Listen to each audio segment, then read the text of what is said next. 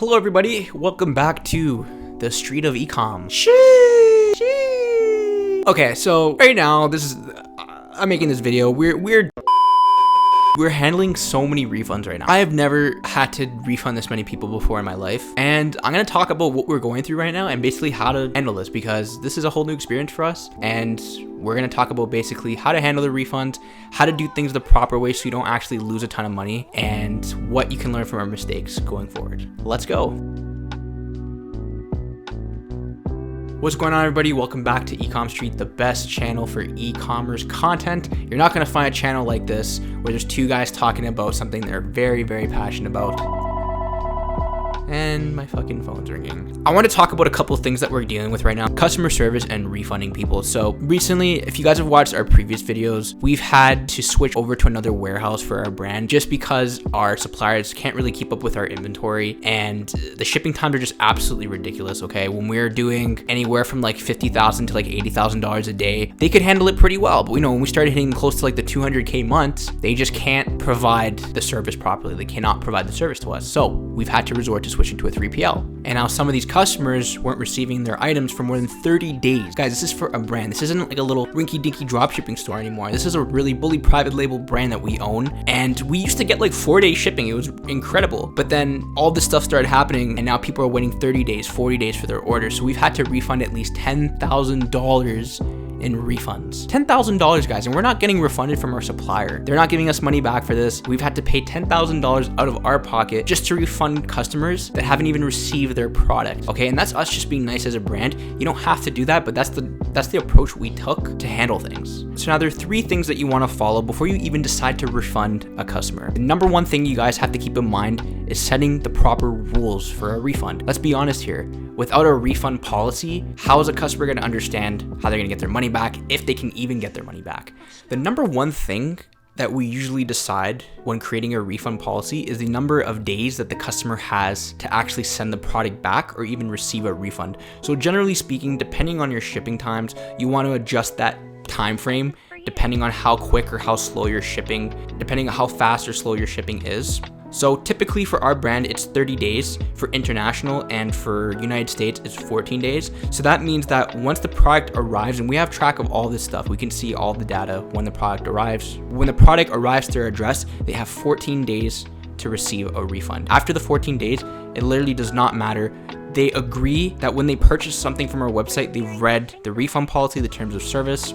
They understand all of that. So that's something the customer has to be aware of. And unfortunately, after 14 days, see you later. We're not giving you a refund unless the product is ripped, unless, it's like an extreme situation where the customer just has to be refunded. We are not giving away a refund. It's just impossible. Now, number 2, guys, let's say after all of the refund policy they've read, they start getting a little nippy with you. They start saying stuff like, I'm going to bring my lawyer into this, or like, this is unacceptable. I'm going to tell all of my friends that this is the worst company I've ever dealt with, etc. Here's where you start to get a little creative. What we usually do is we'll send them a very nice long message saying, this is from the founder of our company. So it'll be Corey and I, but really it's our customer service rep actually reaching out to them. And we'll write them a very, very nice, long, custom message. It's not like a scripted message that we usually use. It will be something that we'll ask our employee to like physically like type out for them, like a new, so that we ensure that no one's ever seen the message before, so it's unique, right? But this is by far the best thing to do. And to win a customer back, all you really have to do is just understand their pain points and tell them and explain to them that you're truly sorry. And I know that sounds like very like cliche and very like obvious, but you got to put like your passion into it. Like you got to tell them, like, you could say something like, we're a new company, or we've out with a lot of orders, and you just have to really be compassionate with saying, like, we understand your frustration, we understand where you're coming from, and we're sure that our product would have helped you do this, XXX, whatever. And 9 times out of 10, customers do understand, and they actually won't, spread negative news about your company, and they actually will stay with your company, and it's really cool. And that's how you will avoid a refund if possible. After the 14 days and someone starts getting nippy, like I said, you can avoid that whole refund just by being compassionate with them and actually telling them that you're truly sorry. You can even offer them things like discount codes, or you can even offer to reship the product for free if there is an issue with this. So let's just say, like, a customer received the product, they didn't like that specific one.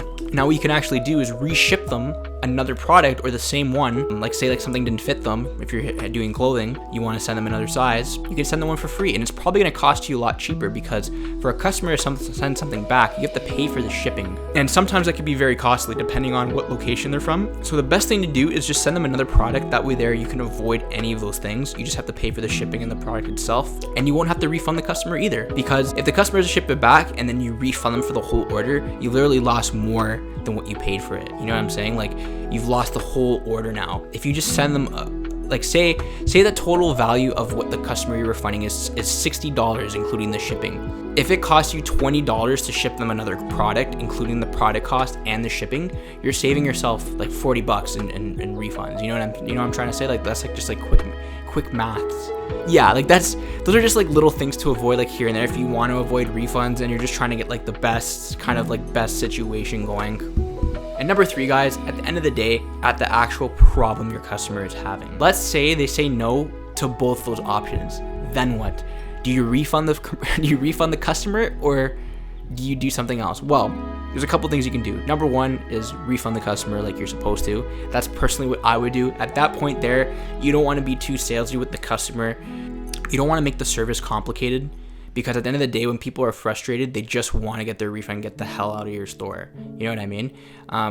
So usually what we'll do is refund them, or you give them a gift card for the value of their product. So for example, let's say their product was worth $40, you give them a gift card for $40. And you can actually set up gift cards for free on your Shopify store. This is if you have a Shopify store, by the way. Not sure if everyone watching has Shopify, but at least from my end, you can set up gift cards. You can offer them a gift card. And it's very cool, because most times people will actually take the gift card and use it. They'll use it to their advantage. And I'm telling you, it's a lot cheaper than to just have them ship the product back to you and then refund them. Like, I promise you, you're going to be saving a lot of money that way. But anyways, I hope you guys enjoyed that video. Wasn't too much, not too long either. Please feel free to give this video a thumbs up. If you think that it gave you some value, give it a thumbs up. We would appreciate that very much. Also, give us a subscribe, because we are a smaller channel. We'd love to subscribe. And we'll see you in the next one. Take care, guys.